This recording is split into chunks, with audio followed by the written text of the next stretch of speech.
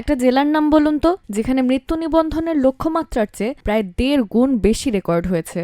শুনতে অবাক লাগলেও এমনটাই ঘটেছে পটুয়াখালীতে।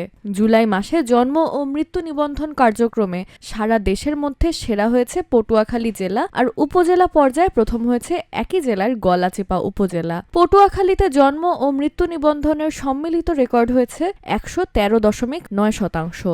জন্ম নিবন্ধনের লক্ষ্যমাত্রা ছিল 2,692টি, রেকর্ড হয়েছে 2,199টি। আর মৃত্যু নিবন্ধনের লক্ষ্যমাত্রা 730টির বিপরীতে হয়েছে 1,067টি। তবে গলাচিপার রেকর্ড আরও চমকপ্রদ।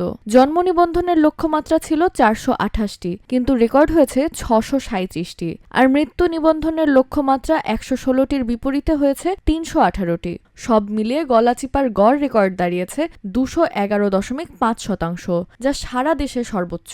দ্বিতীয় অবস্থানে খুলনার দাকপ উপজেলা, রেকর্ড 130%। বিভাগীয় পর্যায়ে এগিয়ে বরিশাল 77.5% রেকর্ড নিয়ে প্রথম। কর্তৃপক্ষ বলছে, জেলা ও উপজেলা প্রশাসন, স্থানীয় সরকার প্রতিষ্ঠান, জনপ্রতিনিধি এবং মাঠ পর্যায়ের কর্মীদের সম্মিলিত প্রচেষ্টাতেই এই সাফল্য এসেছে। অর্থাৎ জন্ম মৃত্যুর হিসাবেও এবার বড় রেকর্ড, দেশ সেরা পটুয়াখালী আর উপজেলা পর্যায়ে সেরা গলাচিপা।